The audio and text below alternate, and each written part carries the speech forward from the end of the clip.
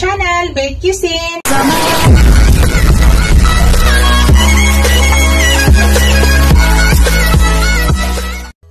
Hello guys! Today's video guys, magluluto ako ng humbang Bisaya guys. Yung gamit ko palang pork guys ay liempo. Ito, ang nilagay ko po diyan ay star anise, laurel, at saka paminta. Buong paminta guys. Pinakuluan ko lang siya, tinanggalan ko ng lansa. Ito guys, tatanggalin ko na.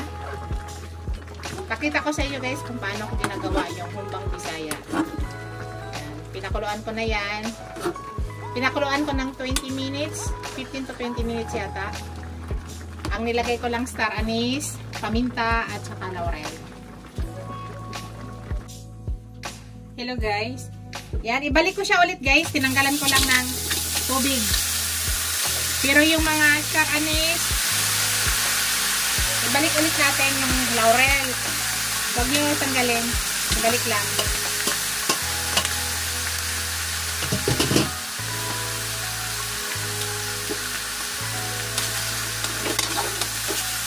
Bawasan natin ang mantika guys. Bago natin timplahan ng para panghumba ang ating ulam. Bawas muna ako ng konting mantika.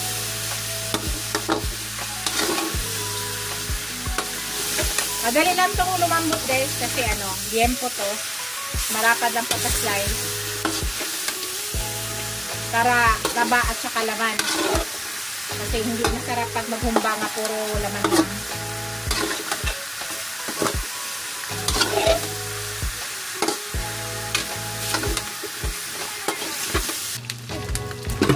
Patayin ko muna guys ha. Ang sarap ng talsik guys. Nakita nyo yung oil nga nakuha ko guys. Napakadami. So tanggalin na natin yan. Sobrang dami guys. Hindi na sa pamprito sa isla.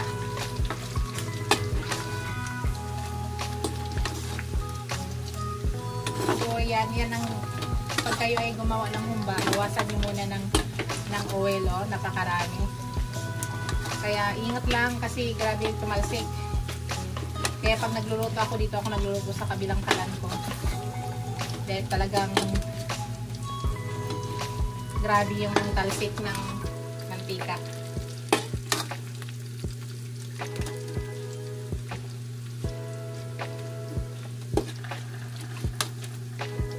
Tapos titimplahan ko na siya guys. Lalagyan natin ng toyo.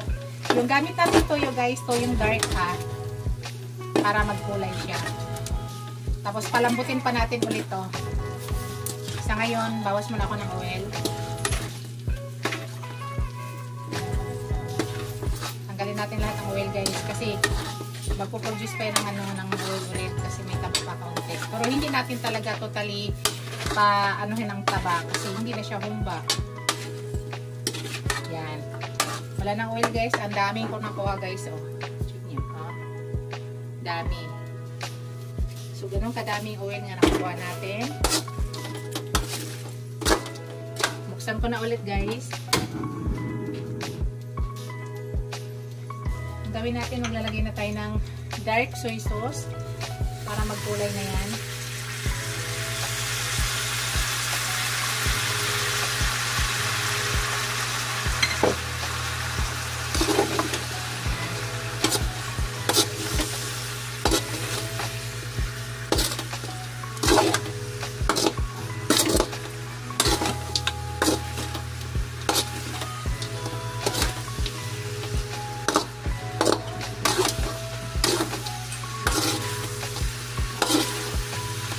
Ako ng konti guys, tagdagan pa natin yun. Dark po yung gamit ha, dark. Tapos maglagay din ako ng konting suka. Konti lang guys, kasi hindi naman adobong ang bayong version natin. Pangontra lang yung suka. Kasi ngayon, naglalagay pa muna tayo ng toyo. Hayaan lang natin mag-absorb yung toyo dito sa ating meat. Para kumulay. Hindi na tayo nagpapalit ng guys ha. Hindi na tayo nagpalit ng kawali. Same pa rin ang gamit natin.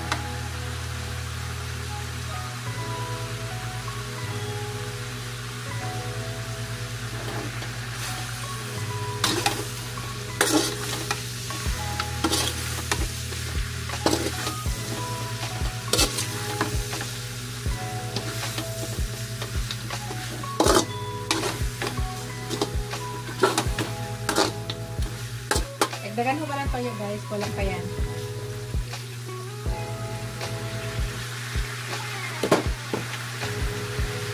Tapos maglagay ako ng konting suka lang guys.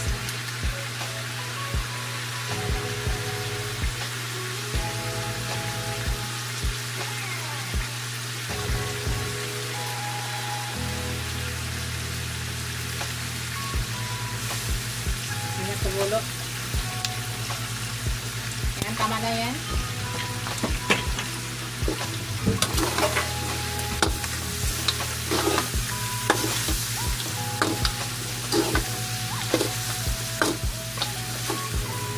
Kaya alam muna natin guys, maya maglagay na tayo ng tubig. Yan guys, sa ngayon maglagay na tayo ng tubig guys. Ito yung tuloy pa. Pag tumuyo to guys, ay malambot na rin yung ating meat. Gano'n lang kadami yung tubig nilagay natin. Pag kumulo siya guys, pahinaan na yung apoy. Tapos mamaya mailalagay ako dyan. Naglagay na pala ako dyan ng bawang guys. Ngayon maglalagay ulit ako ng bawang mamaya. At saka ilagay natin yung bulaklak ng saging. Tapos maglagay tayo ng panglasa mamaya. So pag ito ay kumulo, pahinaan na yung apoy at tatakpan natin.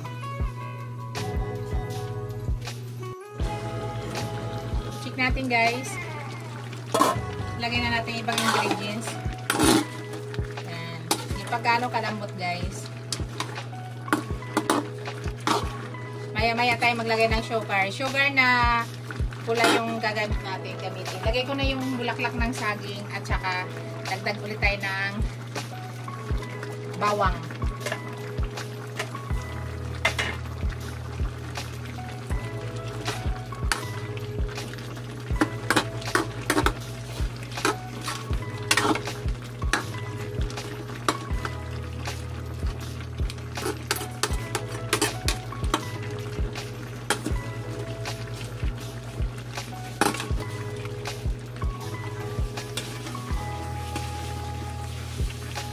Takpan ulit natin guys. Palambutin natin ang tuluyan yan. Mamaya-maya maglagay tayo ng sugar. Hello guys. Check na natin guys. Maglagay na tayo ng sugar. Lagay tayo ng sugar guys. Ang nilagay natin yung brown sugar. Nasa estimate nyo lang guys, sa akin hindi masyado matamis dahil bawal po kay husband yung matamis masyado.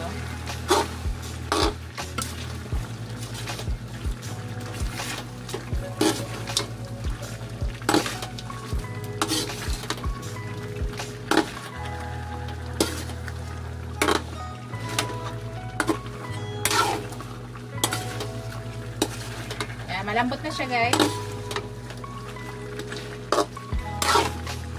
Hindi na natin takpan.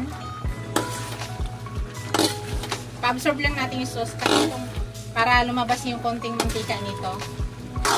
Pa-absorb natin yung sauce. Kumbang Bisaya to guys ha, walang sauce na ano nito, yung lumalabas yung mantika. Pang matagalan. Natili na lang siyang naka-open guys.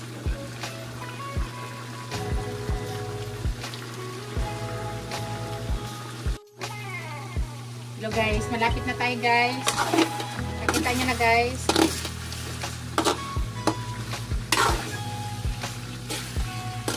Pinapalabas natin yung tumulot maigi yung sauce dito sa karne.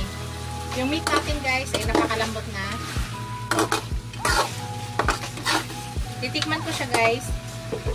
Yung version ko pala sa aking humba hindi masyado matamis. Kasi para na kay sa mahal kong asawa, bawal kasi matamis yan. Kaya magbawas ako ng tawag dito yung sugar.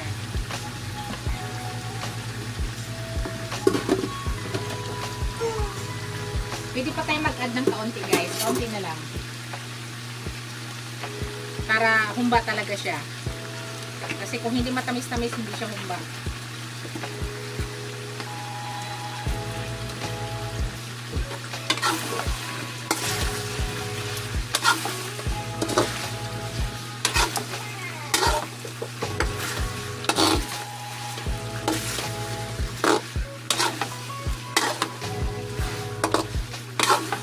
Napakalambot guys. Nakita nyo yung mantika nga nakuha ko kanina guys. Ay bago pala lahat, i-shout out ko muna yung aking mga channel members, ang aking mga subscribers, viewers, supporters, mga silent viewers. Maraming salamat guys sa walang sawang suporta sa aking channel. Thank you guys. 3 kilo mahigit to guys ha, yung ating tinamakaunti na lang. Kasi ang dami nating nakuha ng mantika. 3 kilo mahigit to guys. Tikman ko siya ulit guys. Kailangan lumabas yung medyo tamis-tamis ng kaunti. Huwag niyo yung matamis talaga.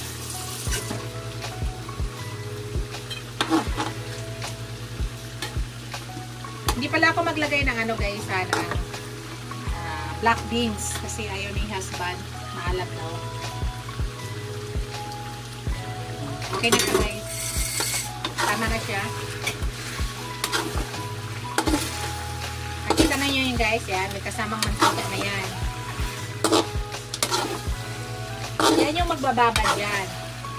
Nasa inyo yan. Kung gusto nyo kainin pwede nyo i-ano yan, isama sa pag-ano nyo, pwede rin hindi. Pero kailangan kasi nakababad siya dyan para masarap yung humba. Pag wala kasi yan, di masarap. Tuyot. Konti na lang tayo guys, malapit na.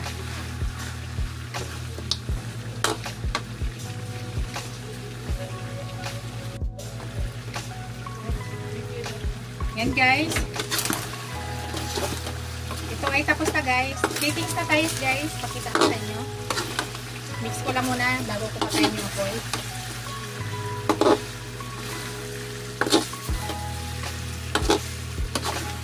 Napakalambot guys. Yan. Plating na tayo. Patayin ko na yung apoy. Pakita ko sa inyo guys. Hello guys. Ito na yung aking finished product guys. Ito na yung aking pork humba. Bisaya version guys. Ayan. Liempo po yan. Yung pork. Tinan yung ano guys. Yan. Wala po yung sauce guys kundi parang yung pinaka-sauce niya yung mantika nga pinalabas ko ulit.